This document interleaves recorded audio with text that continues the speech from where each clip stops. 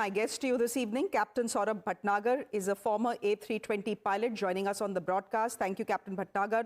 Dr. Jason Knight is a senior lecturer in fluid mechanics joining us on the broadcast. Thank you very much. And Air Vice Marshal retired Nitin Vaidya is an ATC expert joining us on the broadcast. Captain Saurabh Bhatnagar, just to come to the piece of breaking news that has just come to us, that the DGCA has asked all airlines in this country to check/audit fuel switches on Dreamliners and Boeing planes. In the report that the AAIB gave, there is a clean chit to Air India, there is a clean chit to Boeing saying कि कोई mechanical failure तो है ही नहीं. There is no mechanical failure, there is no maintenance failure. If that is the case, then why this DGCA order and what does it tell us?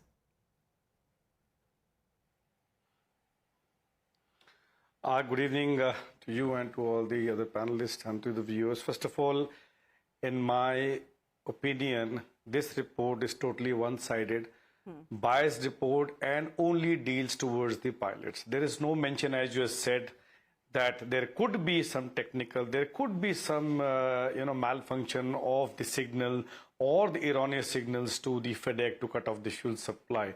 And I'm quite surprised how this report got leaked to the Western media 2 days back. On the 8th of July, it already was published in the Air Current, that's an online publication. They already published that the Air India probe is toward the fuel cutoff switches. Yes, and your reporter also very rightly pointed out that the CVR, which says the pilots heard saying, why did he cut off? No, that is as per the ICAO Annex 13, Chapter 7, the data has to be given, disseminated to all. Where is this data of CVR? It's a line, it's a paraphrase.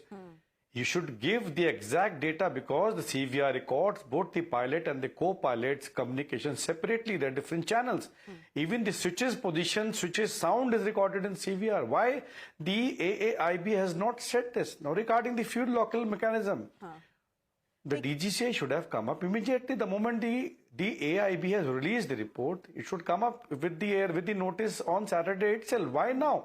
When all the pilot bodies has now started voicing their opinion, they're saying this is a biased report and it indirectly, insinuate the pilots and says, okay, it's a suicide.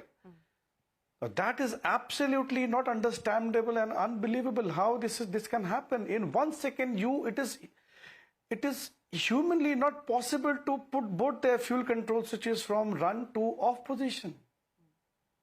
Captain Saurabh Bhatnagar, I want to then ask you, you're calling this report sham, right?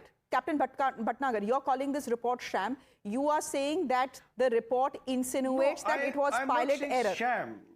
I want to ask you why you think AAIB, that reports to the Civil Aviation Ministry of this country, would want to save corporates like Boeing or Air India or GE and point the finger of blame at the pilots. ये तो अपनी ही देश की Civil Aviation Ministry, right? The probe is not done by some foreigners.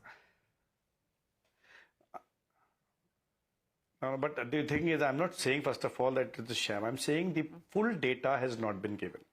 Only the data pertaining to the fuel cutoff switch and the pilot and human error. Where is the technical angle? And why was the requirement to tell Boeing and GE at this point of time that there is no requirement for any, any checks or something to be carried out at this, and to Air India? Why only the pilot thing has been mentioned here? That is why I'm saying this is incorrect. And the CVR data has to be raw data. The ICAO very clearly mandates that if any accident which has got a high profile investigation, the data should be disseminated as soon as possible to the ICAO, to all the investigating agencies, to the states who are involved in the investigation, and to the public.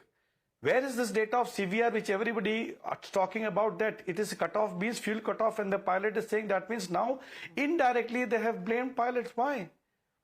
Where is the other probe which is there regarding the, yes, there has been, without, what happened to the Japan Airlines after landing when both the fuel cutoff shut-off valve was off and both the engines switched off on the runway itself? The aircraft had to be towed back. There also same thing. The fuel cutoff switches they were still in the run position. So I don't believe that. What was the hurry to to save them? Okay. Air Vice Marshal Nitin Vaidya, would you want to come in here? Two things very clearly. If we talk about pilot suicide, there has to be a reason why anyone would want to commit suicide with 200 241 people on board, right?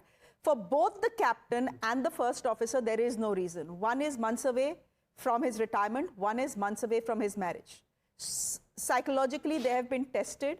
They have gone through psychiatric tests, mental tests. They have cleared all those tests, which is why they are flying the plane, right? That is very clear. So that theory doesn't hold. My point to you is, my question to you is, if all pilots that we have spoken to are saying that it is not humanly possible for a pilot or anyone to switch off 2 fuel switches within a second, which is what the report tells us happened, why blame the pilots? If it's not possible, why would you think that the pilots did it either deliberately or erroneously? I completely agree with you, Shreyaji, the way you have put across the reasons as to why the pilots should be beyond a thought of committing suicide. And I also want to add to what Captain Saurabh Bhatnagar has said, that the report should have actually been a comprehensive one, to the extent that if you have a data which need not be any more corrected because it's a cockpit voice recorder and nothing in it can change, you might as well put it up at the first instance so that people are aware as to what conversation has taken place, and if there is any reason to come to any conclusion, it is much easier to do that. Putting up only a single statement leads to what is happening now in terms of speculation and the pilots being blamed. And like I said on your channel, that blaming somebody who is not alive is the last thing that we should be doing right now. We should be finding the right causes. And also, I fail to understand as to why the Investigation Bureau has given a clean sheet to Boeing and to the GE at the first instance. This is just not done.